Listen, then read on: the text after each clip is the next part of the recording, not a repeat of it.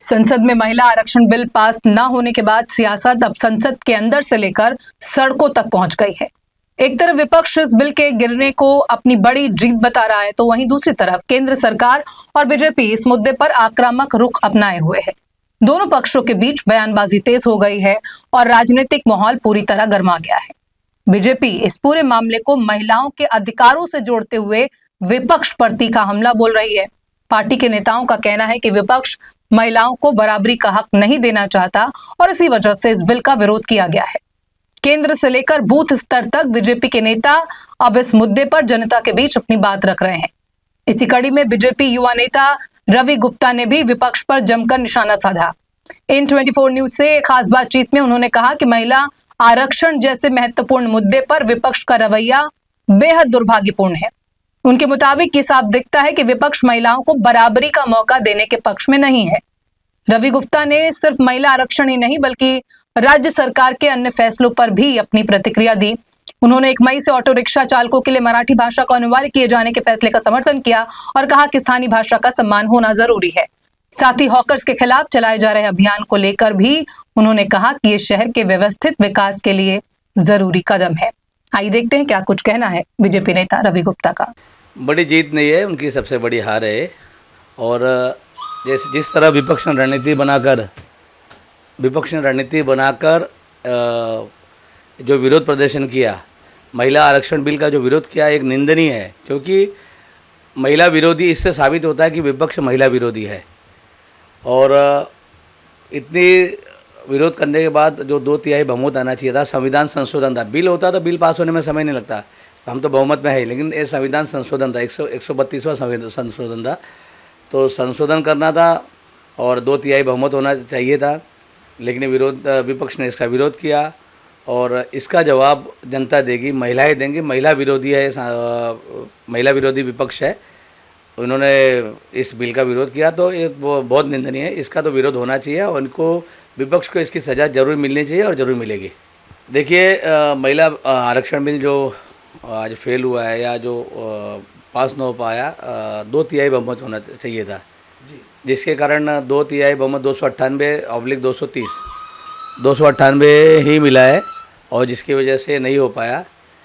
तो अब आगे ना भारतीय जनता पार्टी एनडीए जो सरकार है, एनडीए के जो वहाँ पर सांसद है, अब एक रणनीति तैयार करके ही आगे जो बिल पास करेंगे, बिल पेश करेंगे, जिससे बिल पास होने में आसानी हो सके। नहीं, बढ़नी चाहिए ना, सबको मौका मिलना चाहिए और विशेषकर युवाओं को।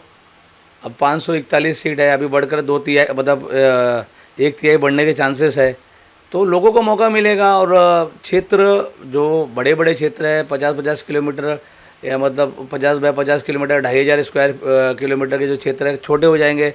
जब छोटे हो जाएंगे तो उसमें जो जनप्रतिनिधि रहेगा अच्छे से काम कर सकता है, लोगों तक पहुंच पाएगा, लोगों के दुख दर्द समझ पाएगा, लोगों को जो विकास के काम में तेज़ी आएगी।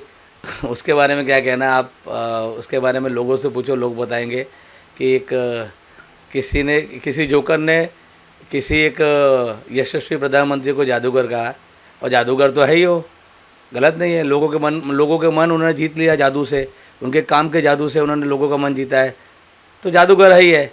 जोकर के बोलने से कुछ फर्क नहीं पड़ता है।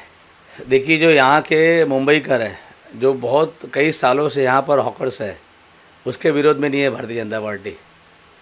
जो घुसपैठी है, रोहिंग्या, बांग्लादेशी, जो ठेले लगाकर चलते हैं, जो रास्ता जाम करते हैं, जो थूक जिहाद करते हैं, उसके खिलाफ में भारतीय जनता पार्टी एनडीए की जो बीएमसी की सरकार है हमारी, जो हॉकर्स है उनको एक फिक्स किया जाएगा। उनके लिए लाइसेंस की तैयारी चल रही है और हमारे माननीय जो अध्यक्ष है, मुंबई अध्यक्ष अमित साटम साहब, उन्होंने खुद कहा है कि बहुत जल्दी इसके लिए एक तैयार किया जाएगा और उसकी तैयारी करके फिर जितने जो पुराने जो लीगल हॉकर्स है, जो यहाँ पर बहुत पुराने समय से है, उनको सही जगह दिया जाएगा, हॉकर्स जोन बनाया जाएगा और मुंबई में जो रास्ते चलने के लिए, फुटपाथ चलने के लिए, उसको क्लियर किया जाएगा और किसी के साथ अन्याय नहीं होगा।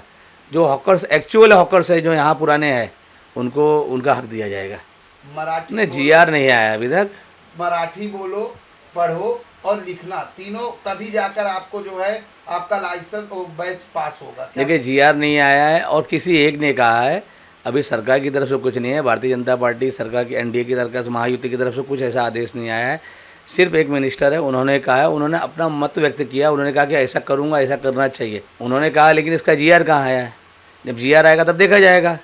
और महाराष्ट्र में और मुंबई में अगर जो रहता है उसे मराठी सीखने में, मराठी बोलने में क्या तकलीफ है? बुराई है क्या? अगर मराठी हमारी राज्य भाषा है, महाराष्ट्र की राज्य भाषा है, उसको बोलने में क्या तकलीफ है? मैं आज 50 साल से 60 साल से मुंबई में, मेरे पिताजी आए, मैं मराठी बोलता हूँ, मराठी में बात करता हूँ, मुझे गर्व होता है, मुझे मराठी सीखने में अच्छा लगता है, मैं मराठी सीखने की कोशिश करता हूँ। तो ऐसा नहीं, किसी को प्रेशर नहीं किया जाएगा।